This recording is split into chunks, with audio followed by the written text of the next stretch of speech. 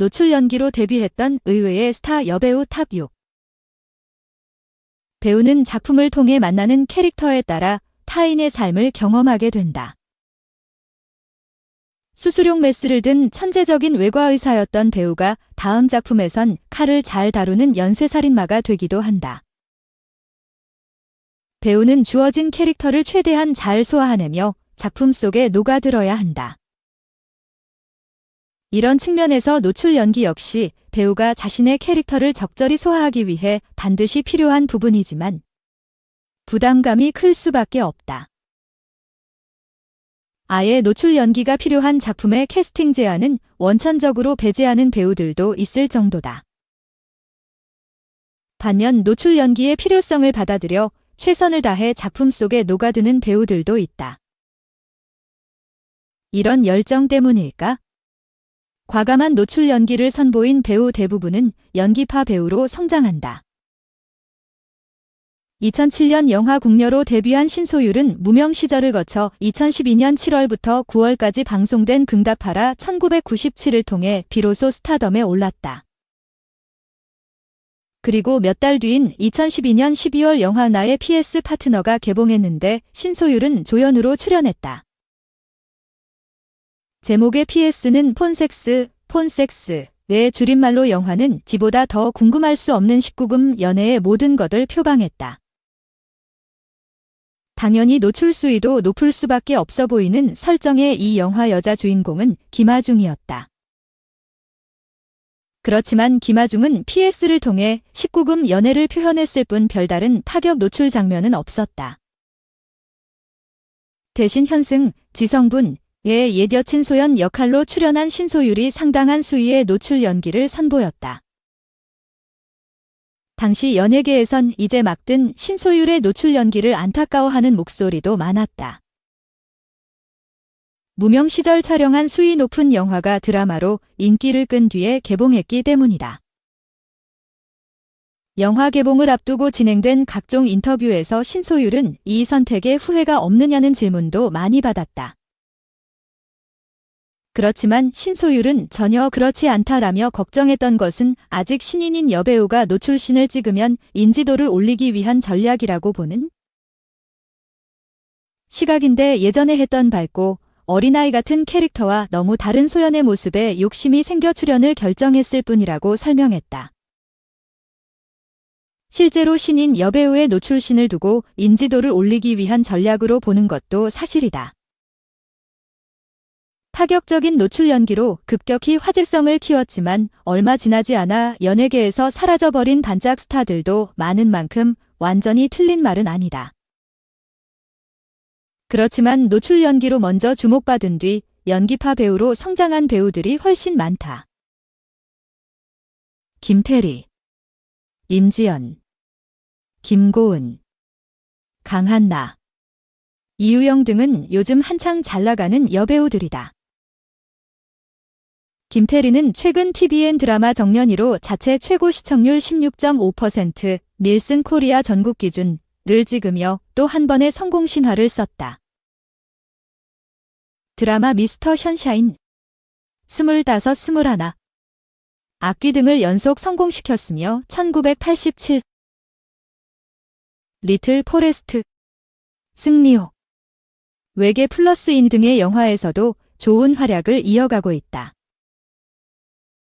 김태리는 노출 수위 협의 불가라는 조건으로 화제가 된 박찬욱 감독의 영화 아가씨.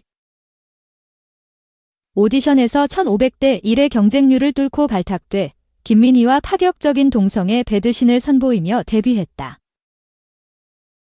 임지연은 2014년 영화 딩간 중독에서 송승헌과의 수위 높은 배드신으로 대중의 얼굴을 알린 뒤 2015년에는 영화 간신에서 이유영과 또 다른 파격 동성애 배드신까지 소화했다. 이후 2016년 MBC 주말 드라마 불어라 미풍아의 여주인공으로 출연한 뒤 럭키, 타짜, 원 아이드 잭, 유체이 탈자 등의 영화를 통해 연기파 배우로 발돋움해 넷플릭스 오리지널 더 글로리로 연진이 열풍을 주도하며 톱스타 반열에 올랐다. 이어 ENA 드라마 마당이 있는 집과 영화 리볼버로 존재감을 보여준 임지연은 JTBC 토일 드라마 옥시부인전으로 다시 시청자들을 만난다. 드라마 스타트업. 붉은 단심 등으로 호평을 받았으며 개봉을 앞둔 영화 대가족에 출연한 강한나 역시 영화 순수의 시대에서 노출 연기를 선보이며 대중의 이름을 알렸다. 2012년 영화 근교에서 고수의 노출신을 보여줬던 김고은 역시 요즘 가장 잘나가는 연기파 여배우 가운데 한 명이다. 은교가 개봉한 뒤 파격적인 노출 자체가 화제가 되기도 했지만 영화계에선 신인인 김고은의 연기력에 더 놀랐다.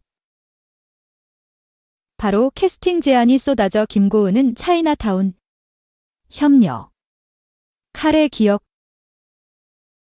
개춘할망 등의 영화에 연이어 출연해 탄탄한 연기력을 선보였지만 흥행 성적은 다소 아쉬웠다. 그렇지만 2016년 방송된 TVN 드라마 도깨비가 공전의 히트를 치면서 비로소 톱스타의 반열에 올라섰다. 이유영 역시 스크린 데뷔작인 2014년 영화봄에서 노출신을 선보였다. 2015년에는 간신에서 임지연과 호흡을 맞춰 동성애 배드신을 선보이기도 했다. 그렇지만 노출 이상으로 탄탄한 연기력이 주목받은 이유영은 영화 디바, 장르만 로맨스, 드라마 터널, 친애하는 판사님께 등에 출연하며 다양한 연기 색깔을 보여줬다. 곧 개봉하는 소방관에서도 여주인공으로 출연했다. 이 같은 영화계의 노출 방정식은 요즘에 국한된 트렌드라고 보기도 어렵다. 사극 드라마에서 중전 역할을 많이 소화한 정선경은 1994년 영화 너에게 나를 보낸다에서의 노출신으로 화제를 불러일으키며 데뷔했다. 그러나 지금은 연기파 배우로 더 강렬하게 기억되고 있다. 그의 연기력 덕분에 수많은 사극에서 중전 역할을 소화할 수 있었던 것이다. 2003년 에로비디오 감독으로 유명하던 복만대 감독의 충무로 입성 첫 작품 맛있는 섹스. 그리고 사랑에서 수위 높은 노출 연기로 화제가 됐던 김서형 역시 지금은 연기파 배우로 더 기억되고 있다. 최근에는 히든페이스에서 노출 연기를 선보인 박지현에게 관심이 집중되고 있다. 2022년 연말 드라마 재벌집 막내 아들을 통해 인지도를 끌어올린 박지현은 2024년 연초에 방송된 재벌 X 형사의 여주인공으로 출연하며 스타로서의 입지를 다졌다. 이런 상황에서 수위 높은 노출신이 포함된 영화에 출연했다. 사실 히든페이스는 재벌집 막내 아들 방영 이전에 촬영이 이뤄진 영화다. 신소율과 비슷하게 뜨기 전에 촬영한 파격 노출 영화가 인기 배우의 반열에 든 뒤에 개봉되는 케이스다. 이번에도 연예계에선 안타까움이 섞인 시선이 존재하는 것도 사실이지만 격려와 응원의 목소리가 더욱 크다. 그만큼 박지현의 연기력이 출중했고 영화 자체도 상당한 완성도를 갖췄다는 평이 이어지기 때문이다. 이렇게 또 한 명의 연기파 배우가 탄생했다. 이 AV 논란 박성훈. 눈물의 자책반성 감독님께 사과 못해 덕계 무겁다 인터뷰 종합. 8일 오후 서울 종로구 소격동의 한 카페에서 넷플릭스 오리지널 시리즈 도징어 게임 시즌2에 출연한 박성훈과의 인터뷰가 진행됐다. 지난 12월 26일 공개된 도징어 게임 시즌2는 복수를 다짐하고 다시 돌아와 게임에 참가하는 기훈, 이정재분, 과. 그를 맞이하는 프론트맨, 기병헌의 치열한 대결. 그리고 다시 시작되는 진짜 게임을 담은 이야기다. 극중 특전사 출신 트랜스젠더 현주를 연기한 박성훈은 국내외 호평을 받던 중 코징어 게임을 콘셉트로 한 AV 표지 사진을 SNS에 실수로 업로드했다가 빠르게 삭제했으나 캡처본이 퍼지며 논란이 불거졌다. 박성훈의 소속사 BH엔터테인먼트는 DM, 다이렉트 메시지를 확인하던 중 실수로 업로드했다며 반성 중이라는 입장을 밝혔지만 SNS에 해당 기능이 없어 오히려 거짓 해명 논란을 키웠다. 결국 문제가 있다고 판단해 회사에 전달하는 과정에서 사진을 저장했고 실수로 업로드됐다고 재해명했지만 여전히 누리꾼들은 의문을 표하고 있다. 이날 박성훈은 먼저 최근에 저의 크나큰 실수로 인해 많은 분들께 불편함과 심려를 끼친 점 죄송하게 생각한다. 그 어느 때보다 무겁고 긴장되는 마음으로 이 자리에 임했다. 가장 큰 이유는 제작진들과 스태프 여러분들의 정말 수많은 분들의 노고가 있었는데 그분들에게 조금이라도 또 피해를 안겨주지 않을까 하는 마음에 긴장이 더 되는 것 같다. 에는 사과와 함께 말문을 열었다.